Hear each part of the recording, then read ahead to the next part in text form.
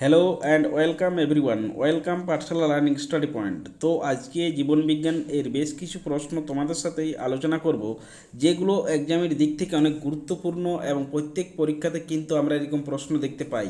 তো সেশনটিকে শেষ পর্যন্ত দেখবে। ভিডিওটি ভালো লাগে তো অবশ্যই লাইক করবে, বন্ধুবান্ধবদের সাথে শেয়ার করবে এবং চ্যানেলে নতুন হয়ে থাকলে চ্যানেলটি সাবস্ক্রাইব করবে ও পাশে থাকা বেল আইকনটি অবশ্যই প্রেস করবে, তাতে সমস্ত ক্লাস টাইম টু টাইম পেতে থাকবে। তো দেখো আজকের ক্লাস এর 1 নাম্বার প্রশ্ন। এখানে 1 নাম্বার প্রশ্ন তোমাদের বলা হয়েছে ক্ষুদ্রতম ভাইরাস কোনটি। অপশন তোমাদের কী কী দেওয়া আছে? Rhino virus, variola virus, rabies virus, rubella virus. আমি প্রতিটা প্রশ্নের উত্তর তোমাদের বলে দেব। আমার বলার সাথে বলার আগেই তোমরা অবশ্যই কমেন্ট বক্সে এর উত্তর লিখে জানাবে। তো চলো আমি উত্তর বলে দিচ্ছি। এর সঠিক উত্তর কোনটা হবে আমাদের? এর সঠিক উত্তর হবে আমাদের option A, rhino virus. Option কিন্তু এখানে আমাদের এ সঠিক উত্তর। ক্ষুদ্রতম ভাইরাস কোনটি? Rhino virus. আশা করি সকলের হয়ে গেছি। তো চলো আবার নেক্সট প্রশ্ন দেখে নাও। নেক্সট প্রশ্ন হচ্ছে আমাদের হিমোসিল কি? পতঙ্গদের রক্ত, লৌহঘটিত রঞ্জক, তাম্র ঘটিত রঞ্জক, রক্তপূর্ণ দেহগহর। 4টা অপশান তোমাদের দেওয়া আছে। 4টা অপশানের মধ্যে একটা অপশান অবশ্যই বেছে নিতে হবে।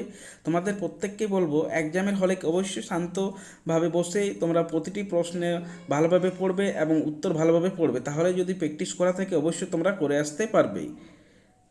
আমি বোঝাতে পারলাম তোমাদের? তো চলো এর সঠিক উত্তর কোনটা হবে? হিমোসিল কি?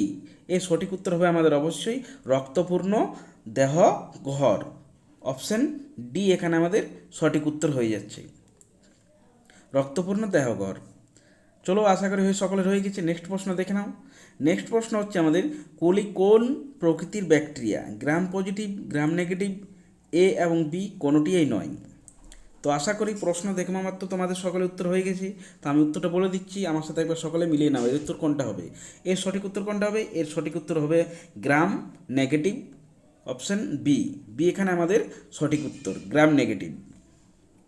আশা করি সকলের হয়ে গেছে। তো চলো নেক্সট প্রশ্ন দেখে নাও।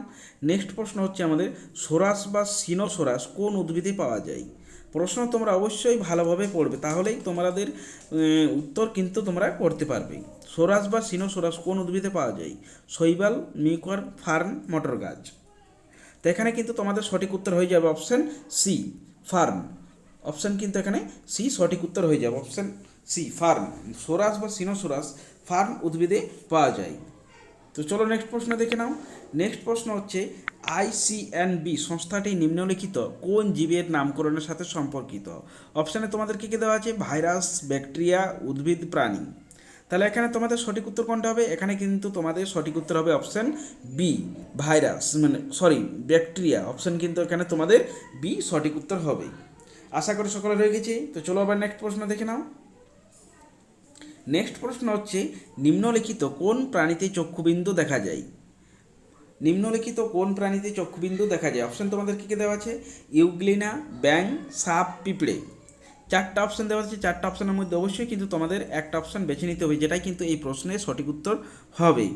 তো চলো আমি উত্তর বলে দিচ্ছি, এর উত্তর কোনটা হবে। অপশান কিন্তু এখানে তোমাদের কোনটা হচ্ছে? অপশান কিন্তু তোমাদের এখানে হবে আমাদের সি, সাপ। নিম্নলিখিত কোন প্রাণী? নিম্নলিখিত সাপ যে প্রাণী আছে তার কিন্তু কী দেখা যায়? চক্ষুবিন্দু দেখা যায়। আশা করি সকলের হয়ে গেছে। তো চলো আবার নেক্সট প্রশ্ন দেখে নাও।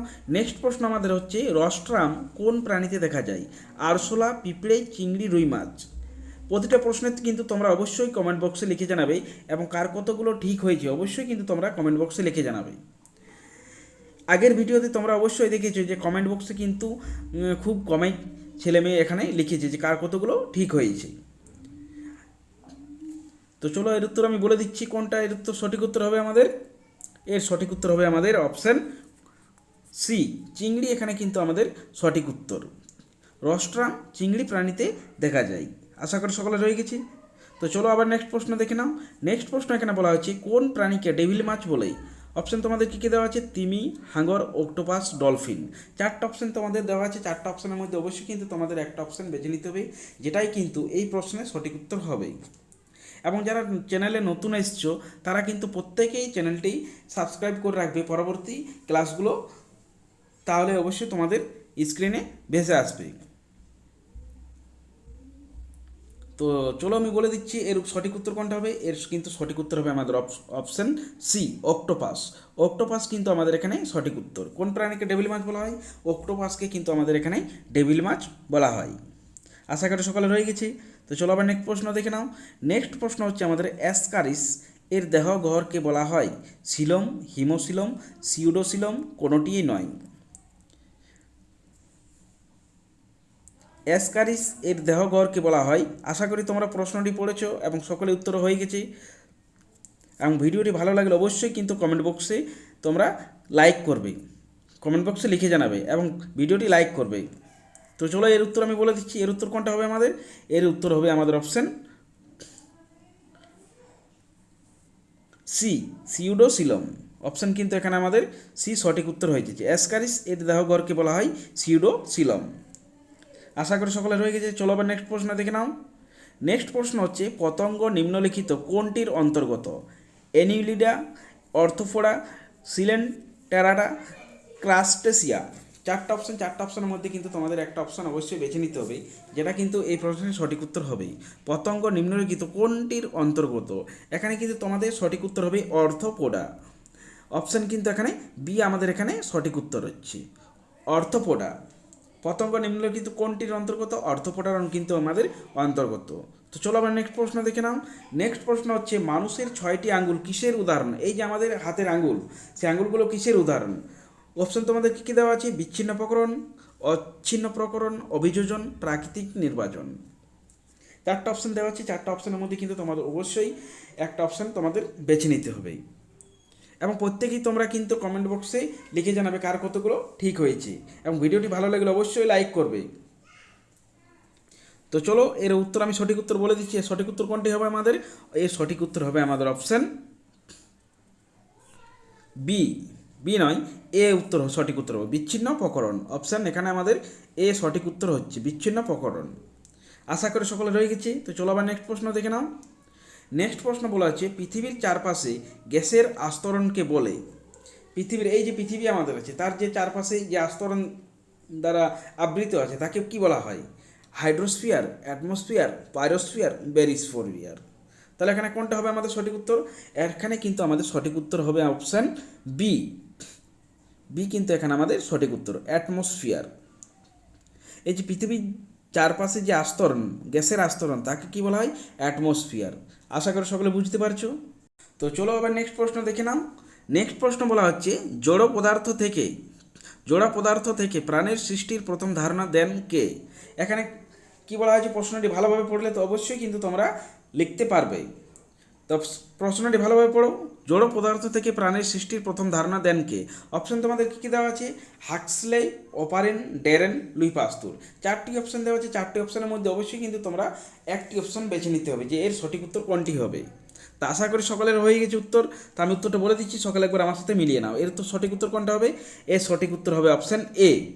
অপশন কিন্তু এখানে এ সঠিক উত্তর হয়ে যাবে, হাক্সলে। আশা করি সকলে রয়ে গেছে। তো চলো আবার নেক্সট প্রশ্ন দেখে নাও। নেক্সট প্রশ্ন হচ্ছে আমাদের রেড ডাটা বুক এ কোন তথ্য পাওয়া যায়? রেড ডাটা বুকে কোন তথ্য পাওয়া যায় আমাদের? রঙিন মাছ, রঙিন ফুল, বিপদগ্রস্ত উদ্ভিদ ও প্রাণী, কোন নির্দিষ্ট স্থানের উদ্ভিদ ও প্রাণী। চারটা অপশন। এই প্রশ্নটি কিন্তু ভেরি ভেরি ইম্পর্ট্যান্ট। এই প্রশ্নটি অনেক এক্সামে কিন্তু আমরা দেখতে পাই। রেড ডাটা বুক কোন তথ্য পাওয়া যায়? আশা করি সকলে কিন্তু প্রশ্নটি দেখবা মাত্র করে ফেলেছো। তো আমি উত্তরটা বলে দিচ্ছি, সকলে একবার আমার সাথে মিলিয়ে নাও। এর সঠিক উত্তর কোনটা হবে? এর সঠিক উত্তর হবে আমাদের অপশান সি, বিপদগ্রস্ত উদ্ভিদ ও প্রাণী। অপশান কিন্তু আমাদের এখানে সি সঠিক উত্তর হয়ে যাবে।